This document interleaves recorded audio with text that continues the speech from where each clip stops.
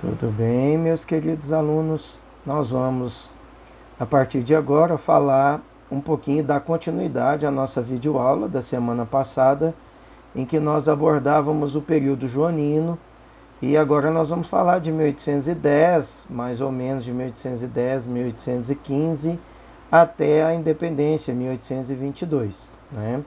No último vídeo nós vimos a importância da vinda de Dom João para o Brasil, o seu estreitamento em relação ao comércio e à vida econômica com a Inglaterra, o seu distanciamento da França, sobretudo em razão da questão do avanço de Napoleão Bonaparte na Europa, né? E, consequentemente, a vinda do Dom João para o Brasil com a corte se resultou em razão mesmo da fuga, do medo que o Dom João tinha da ação de Napoleão junto a Portugal. Então, chegando aqui, ele retoma, ele vai impor aí uma carga tributária maior, até porque ele precisava manter privilégios, né, manter aquela vida boa que a corte tinha em Portugal. Naturalmente, no Brasil não era possível manter aquele estilo de vida, né, pomposo, luxuoso, que ele e a corte naturalmente tinham. Então, para que ele pudesse fazer isso, ele então aumenta a carga tributária, né, o aumento do custo de vida, impostos novos, a fim de melhorar essa condição de vida, né, dar luxo para a corte e também para financiar as campanhas militares que o Dom João passou a realizar desde que ele fica no Brasil, né? Nós podemos citar aqui a invasão da Guiana francesa contra a França, né? A França, em razão da ação de Napoleão, implicava em vários gestos que tiravam o sossego e também a economia portuguesa. Uma das condições que o Dom João viu de retaliar a França foi invadir a Guiana Francesa. Então ele invade a Guiana Francesa e até 1817 então ele mantém esse domínio sobre a Guiana, quando necessariamente depois da derrota de Napoleão ele então libera a Guiana, que a partir daí então vai ter uma ligação direta com Portugal, mas não mais nessa condição de colônia, de exploração. Outro evento, né, da problemática geopolítica em que o Dom João se envolveu foi com o Uruguai. Hoje o Uruguai, naquela ocasião, era a banda oriental do Rio da Plata, e essa banda oriental, que hoje é o Uruguai, chamada de Cisplatina, né? Então essa região da Cisplatina foi incorporada ao Brasil, e depois de incorporado ao Brasil, o Brasil e hoje o que é a Argentina, né? Brasil e Argentina mantiveram aí guerra, desgastes, por conta do domínio dessa região da Cisplatina, né? Que futuramente depois foi desanexada à nossa região, ao nosso estado brasileiro, né? Em razão disso, gente, lembrando, né, do Congresso de Viena, de toda aquela ação que o Congresso de Viena já tinha imposto a Dom João VI, né? Naturalmente queriam retomar, que Dom João retornasse a Portugal, e exatamente por conta dessa exigência do Congresso de Viena, para que ele voltasse a Portugal, ele acaba elevando então o Brasil à condição de reino, né? Só que a partir de 1820 acontece ali um evento importante em Portugal, que é a Revolução Liberal do Porto. E com a Revolução Liberal do Porto, as elites portuguesas, já contrariadas com a permanência de Dom João aqui, um tanto quanto contrariadas, né, com a estrutura da elevação do Brasil à condição de Reino Unido a Portugal, achavam que o Brasil estava tirando privilégios e a economia de Portugal. Então as elites portuguesas se organizaram, criaram lá, formaram as cortes portuguesas. Essas cortes, uma espécie de parlamento, né, criaram algumas normas, dentre elas a exigência da volta de Dom João VI a Portugal, né, sob pena dele perder o título de rei, dele perder o cargo, né?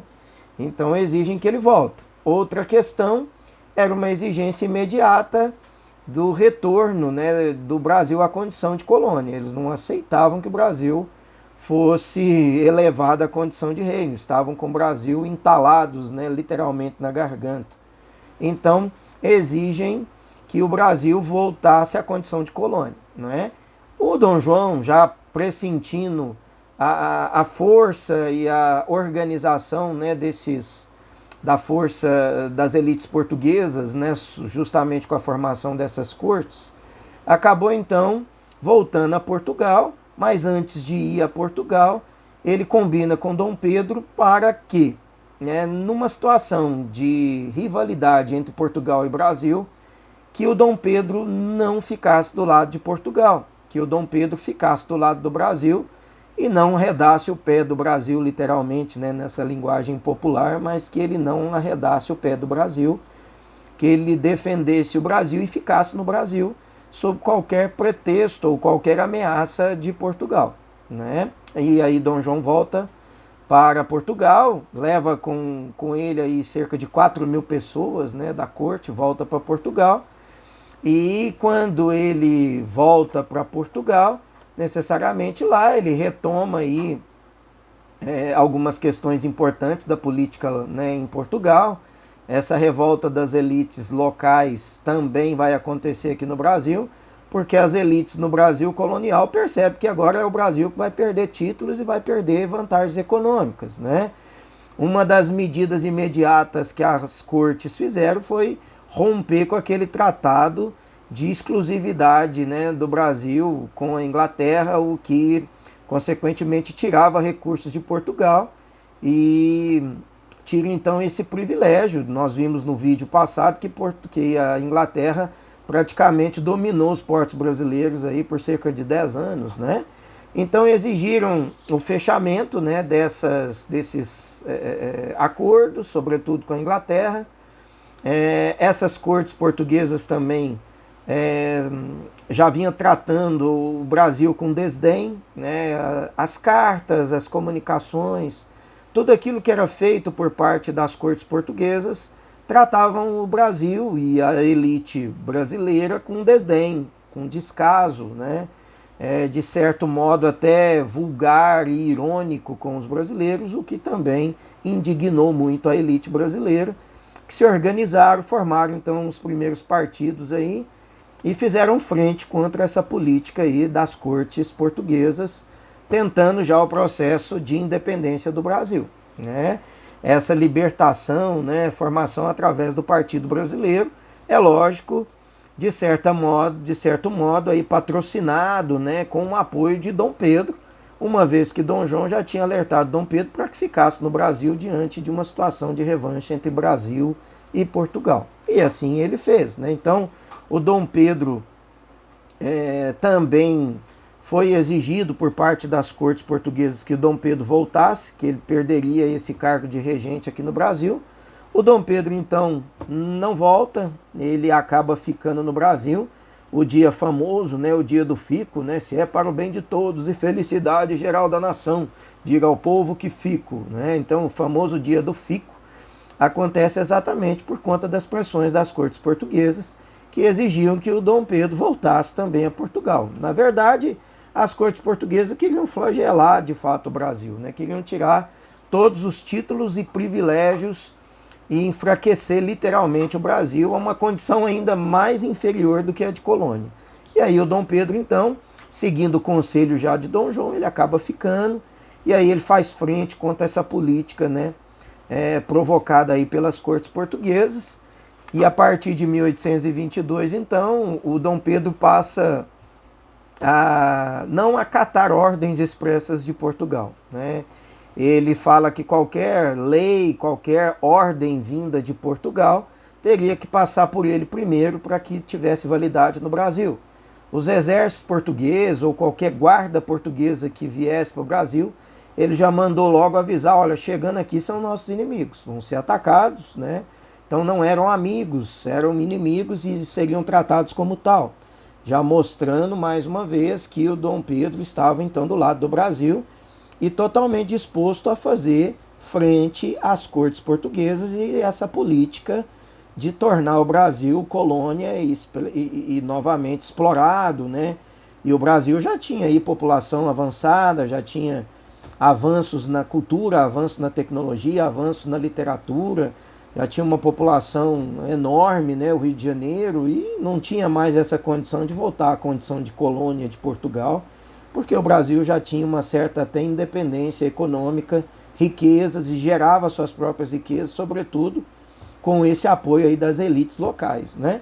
Então, o Dom Pedro vai receber uma carta aí vinda de Portugal, e também a dona Leopoldina que traz, né, essa carta de Portugal. E nessa carta, então, há recomendação expressa para que o Dom Pedro se, né, proclamasse a independência do Brasil diante de tudo aquilo que as cortes portuguesas estavam fazendo em relação ao Brasil. E assim, então, no 7 de setembro de 1822, nas margens do riacho do Ribeirão Ipiranga, o Dom Pedro então declara a independência do Brasil no famoso Grito do Ipiranga. E aí nós vamos ter o início do primeiro reinado aqui no Brasil, e é uma curiosidade importante, né? O Brasil é o primeiro e único país da América Latina que se tornou monarquia mesmo depois, né, da independência. Ele então se torna uma monarquia, e isso é uma curiosidade importante, tá certo, gente? Então, nós fomos aí nessa aula até o 1822, que é exatamente a independência do Brasil. Junto com essa aula vai seguir uma lista de exercícios que serão também devidamente encaminhadas para vocês. Eu espero que vocês aproveitem os estudos, leiam bastante a teoria que consta na nossa apostila, que tenham gostado dessa aula. Apesar da distância, eu estou aí conectado com vocês e torço muito pelo sucesso, pelo aprendizado de cada um de vocês, tá bom? Um grande beijo, até a próxima aula, se Deus quiser. Tudo de bom.